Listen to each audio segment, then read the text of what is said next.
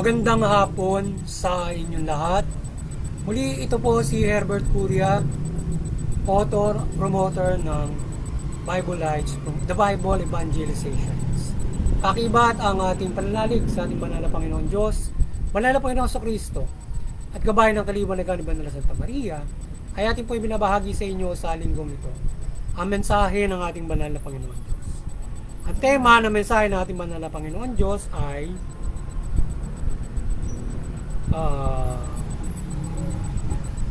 paghatol sa kapwa at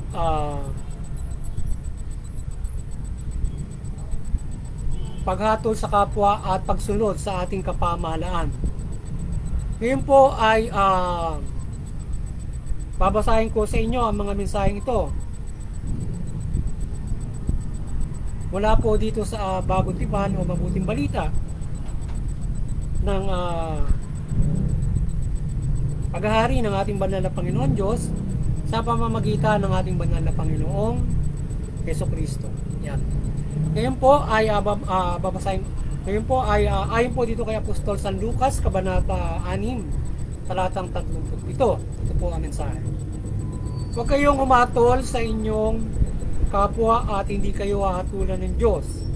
Huwag kayong magparusa sa iba at hindi kayo parurusahan ng Diyos. Magpatawad kayo sa inyong kapwa at patatawarin kayo ng Diyos.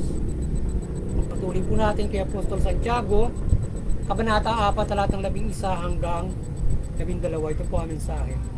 Huwag kayo magsiraan, mga kapatid. Ang namumula o humahatol sa kanyang kapatid ay namumula at humahatol sa kautusan.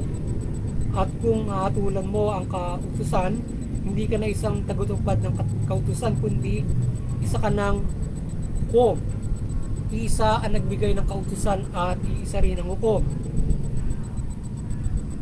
Kundi isa ang nagbigay ng utusan at siya rin ang hukom. Tanging siya ang may kapangyarihang magligtas at pumuksa. Ngunit ikaw, sino ka para humatol sa iyong kapwa? Ipapatuloy po natin sa kay Apostol Tito, kabanata 3, talatang 1 hanggang 2. Ito po ang mensahe. Paalalahanan mo silang pasakop sa mga pinuno at mga may kapangyarihan. Sundin ang mga ito at maging handa sa paggawa ng mabuti. Pagbawalan mo silang magsalita ng masama kaninuman, kailangan sila'y maging maunawain at mahinahon at maibigin sa kapayapaan. Pagpatuloy po natin sa 2 Timoteo, kabanata 2, talatang 3 at 4. Ito po ang mensahe. Magpakasakit ka tulad ng isang mabuting kawal ni Kristo Jesus. Hindi nagtatagumpay ang isang manlalaro kundi sumusunod sa mga tuntunin. Pagpatuloy po natin sa taga-Roma, kabanata 13, talatang 12, talatang 4. Ito po ang mensahe. Ang bawat tao ay pasako sa mga pinuno ng pamahalaan, sapagkat walang pamahalang hindi mula sa Diyos, at ang mga pamahalang umiiral ay sa Diyos, ay tinatag ng Diyos. Kaya nga, ang lumalaban sa pamahalaan ay lumalaban sa tinakda ng Diyos. At lalapatan ng parusa ang sino mang lumalaban. Sila nga'y mga lingkod ng Diyos sa ikabubuti mo, ngunit matakot ka kung gagawa ka ng masama, sapagkat sila'y may kapangyarihang magparusa. Pagpatuloy po natin kay Apostol San Juan, kabanata 8, talatang 15 hanggang 16. Ito po ang mensahe. Humatol kayo ayon sa paghatol ng tao, ngunit hindi ako mahatol kanino man.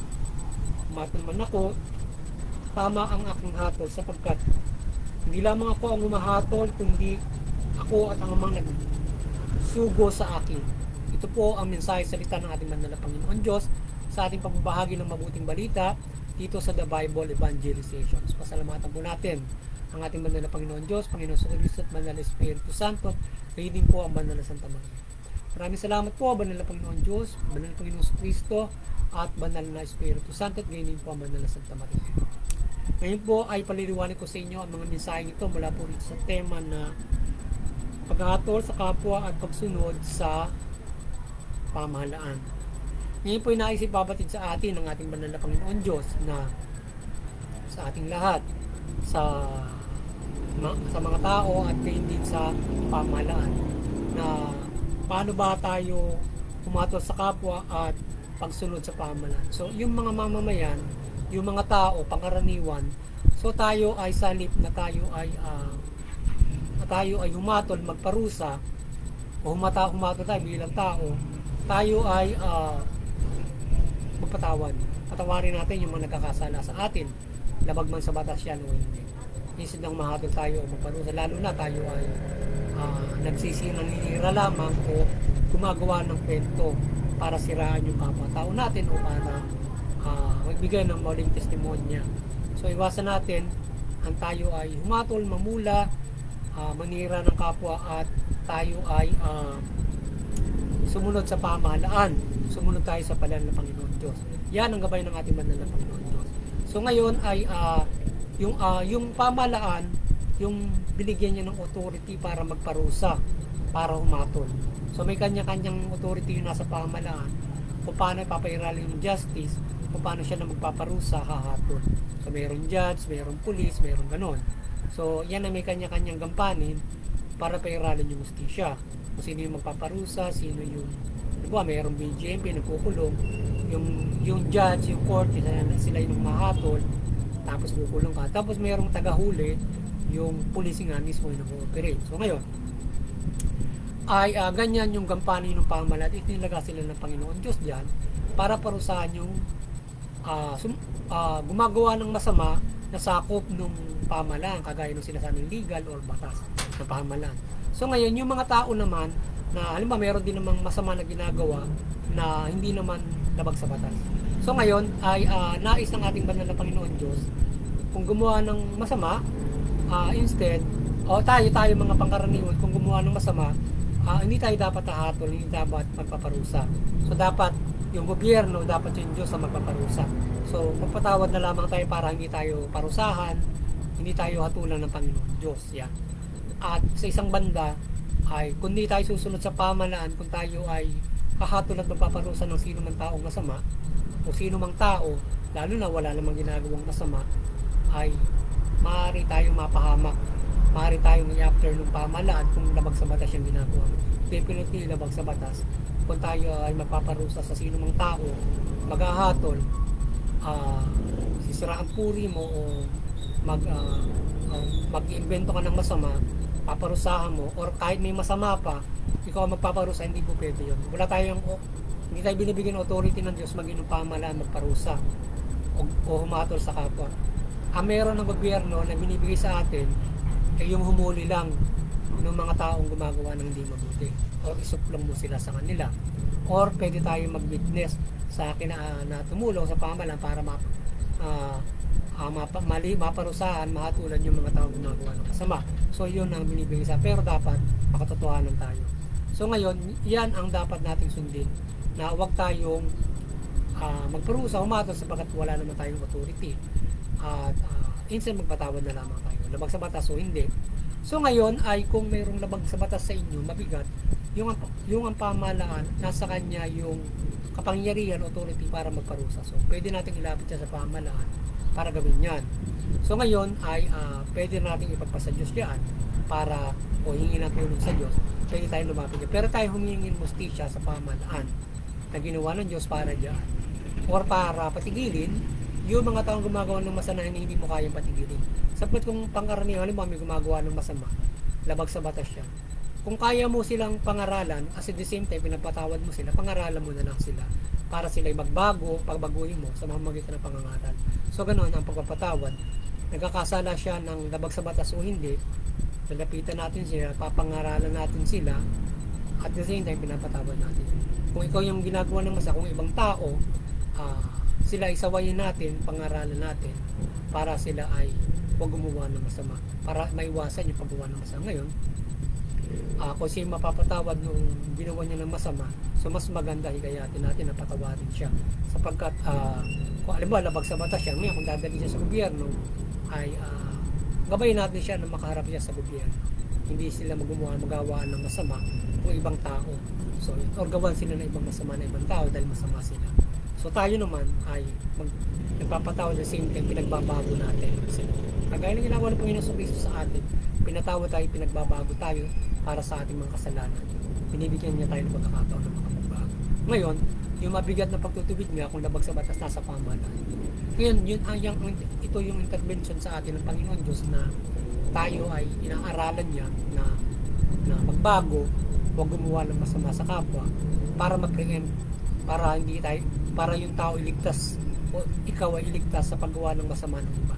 Ngayon merong hindi naniniwala, meron namang hindi nasusunod yung mabuting balita, so nakagagawa sila ng masama. So ngayon ay kinakailangan ng iba yung pananampalataya para gabayan tayo ng Panginoon Diyos na may adya tayo sa paggawa ng mula doon sa aral at kapangyarihan na pag-aadya ng Panginoon. So tulungan niya tayo huwag makagawa ng masama. Iba't ibang mga gabay para tayo ay maiwasan natin na gumawa ng masama o paglabag sa batas o gumawa ng masama sa kapwa. So may mga iba't ibang gabay ang Panginoon Diyos, susugo sa iyo, andyan yung simbahan, ayan. So tayo ay napipreem.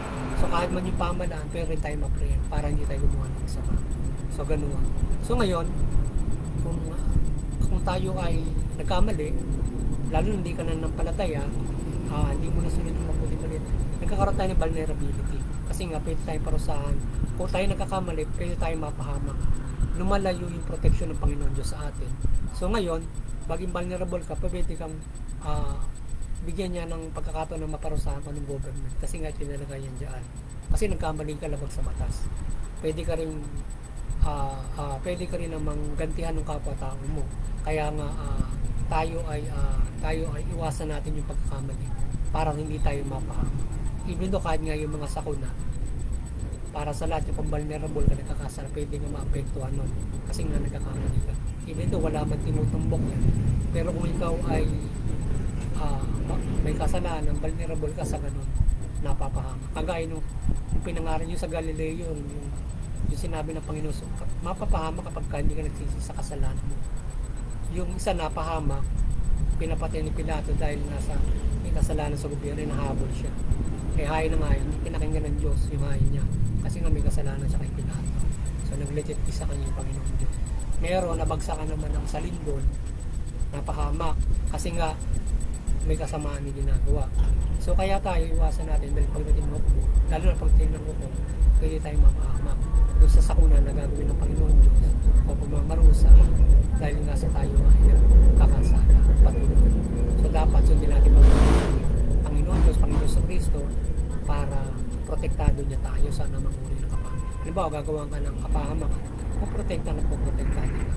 So tayo, binibigyan tayo ng kanyang proteksyon at saka ng kakayanan para maiwasa, magtiis sa anumang nakakaharap natin ng mga kapigatian. Lalo na, lalo ba ang kasama ang ginagawa sa iyo or wala mang kasama at pangkalahatan o anumang nangyayari sa buhay mo kung may gumagawa ng masama. So tayo ay nagtitimpik, natitiis natin yun at tayo ay iadya ng Panginoon Diyos at iligtas din ng Panginoon Diyos doon, lalo na kung magbigat. Kasi kung nananampalataya ka, hindi ka basta mapapahamak yung buhay. So magsasakripisyo ka for the many kapag napahamak yung buhay mo o meron kang naisakripisyo. Hindi ka basta papabayaan ng Panginoon. Ililigtas ka niya kung binibigay mo yung buhay mo sa pananampalataya mo, ginagawa mo yun. Kasi pag ginagawa mo yun, ililigtas ka niya. Hindi ka niya basta papabayaan. So ngayon, kaya nga tayo pinagbibigyan. So may mga tao, kahit na hindi ka nananampalataya, kung ikaw na may gumagawa ng mabuti, napagbibigyan ka na maadya ka. So even though yung ang nagkakamali, binibigyan pagkakataon, makapagbago.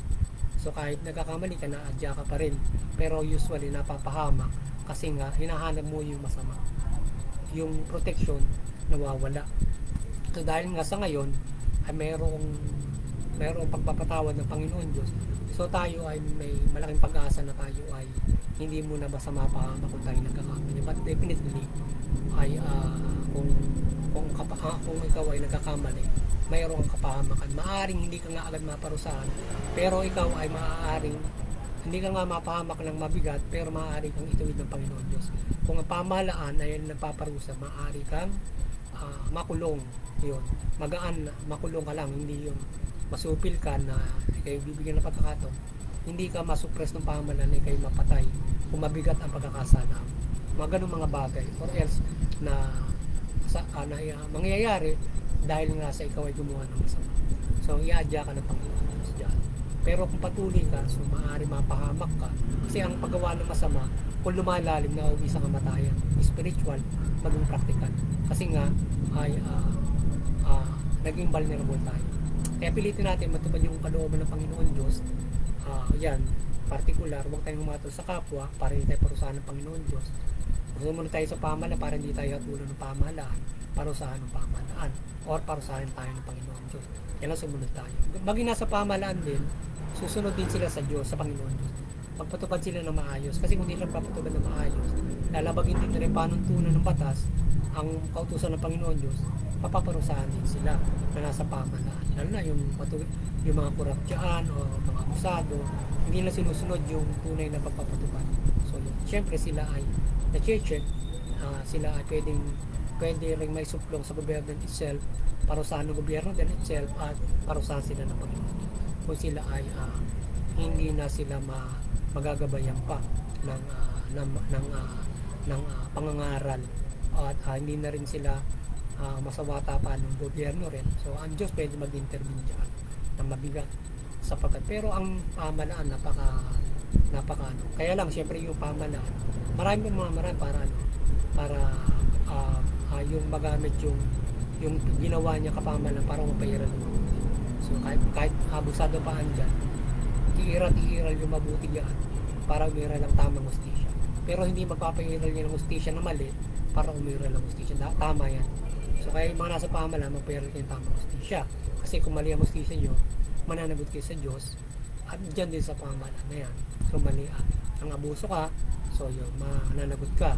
So ngayon, ay may pananagutan ka rin sa Diyos kung halimbawa medyo mayroong konting daya o dinadaya mo ang hustisya. Diba? From of charges, mayroong glitch sa pagpapatupad. Kaya nga sinasabi mo ng Panginoon Diyos, sumunod ka ng ayos sa tuntunin para magtagumpay ka. So kung yung pamahalaan ay hindi na ayos sa tuntunin ng ginagawa, may problema ka. So maaaring ikaw ng mga parusa para ituwid ka ng Panginoon Diyos. Ganun din, pangkaraniwan nasa pamahalaan.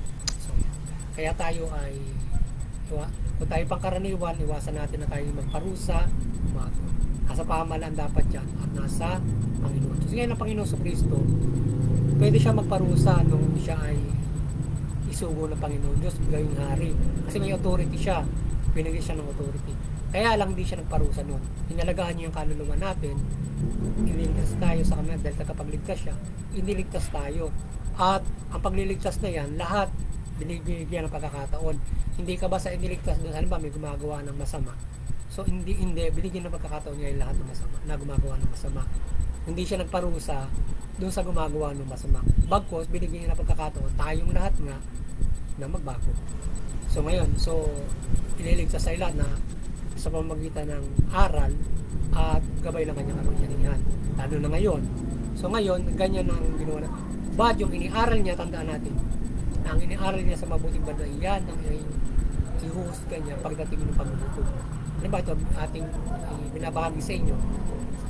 Sabi nga, huwag kang humatol, nung sumusunod ka sa gobyerno, pagdating ng taklang panahon, kapag ikaw ay manlalabag ng batas o mga gawa ka ng masama, mapaghatol ka sa kapwa mo, panirang puri ka, mapag-invento ka ng masama, nagbibigkas ka ng mali, so mapaparusahan ka pagdating ng taklang panahon at mapapahama ka sa pamumuhay na ito. So pahama ka rito, pahama ka pagdating ng taklang panahon. Iahatol sa iyo kapag hindi mo nasunod yung mabuting balita. So yun, di ba? So yun, kaya tandaan natin, yung iniaral ng Panginoon sa Kristo, yan ang iahatol niya pagdating ng panahon. Kasama niya Panginoon Diyos sa aral na yan at paghatol na gagawin ka. So yun, so kaya muli sana nagabayan naman kayo ng mabuting balita sa ating pagbabahagi sa The Bible Evangelization at patuloy na mga inubuklod ng Panginoon sa Kristo ng mabuting balita at napangalagaan ng inyong espiritu at ang inyong buhay na liwanagan kayo at talimain ito para patuloy kayong para kayo ay magkaroon ng kaligtasan sa pang-araw-araw na pamumuhay hanggang buhay ng walang hanggan. So tayo patuloy na alagaan ng Panginoon sa Kristo sa pang-araw-araw na pamumuhay hanggang sa buhay ng walang hanggan. Sa bawat henerasyon na inaabot ang ating pamumuhay. Ngayon, lalo kung ngayon darating sa henerasyon ito ang pagdating ng Panginoon sa Kristo, so maaari kang kauna-una makasama dun sa iniligtas mula dyan sa sinasabing rapture. Or else, ikaw yung unang bubuhayin. Kung ikaw ay hindi sa henerasyon ito, ikaw ay nakaranas ng ikaw ay dumating sa normal spoil, matanda ka na, So may normal spoilage ka. So ngayon, pagdating nung sumunod ka sa Panginoon sa Kristo, hindi ka umahatol sa kapwa, nagpapatawad ka, ikaw ay sumusunod sa pamahalaan. So ngayon ay pagdating ng takdang panahon na maliligtas ka. Kapag nalimaring mabuo na kabubuhay, sasama ka sa Panginoon. Kasama ka nung hindi mamamatay. So kaya ganun dapat tayo. Sumunod tayo sa mabuting balita, magabayan tayo. Talimayin natin yan sa gabayan ng Panginoon Diyos, Panginoon sa Kristo at Hidmadan ngayon. Yun. Para tayo ay hindi mapahama. Magkaroon tayo ng kaligtasan din. So, at hindi tayo ang atulan ng Panginoon Diyos pagdating ng takdang. Diba? So, ngayon ay sa Interfaith Unity, doon sa Interfaith Unity, patuloy tayo magkaisa. Sana ay patuloy tayong gabayan ng Banal na Santa Maria ng kanyang kaliwanagan sa ating pagbabahagi ng mabuting balita ng kanyang pagmimilagro, at tayo ay gabayan niya sa pagtalima ng mabuting balita ng ating Banal na Santa Maria. Gabayan niya tayo ng kanyang kaliwanagan, milagro, at iba't iba niyang gabay o iba't ibang gabay ng Panginoon Diyos sa pagtalima ng mabuting balita. Yan ang ating nabanggit. Gabayan tayo at mga iba't ibang mga paglima. So, in particular yung literal na paggabay ng mabuting balita. So yun, at sa Interfaith Unity, patuloy tayo magkaisa, unawain natin yung mga bawat mga reliyon, lalo mga Kristiyano, at para hindi tayo kakaroon ng sigalutan, bagkos nagpapayaran tayo ng kapayapaan, kabutihan, pagmamahalan, pagkakaisa, kapayapaan. Nakagagabay tayo sa family, community, bansa, buong mundo, at ng mga kapamahalaan.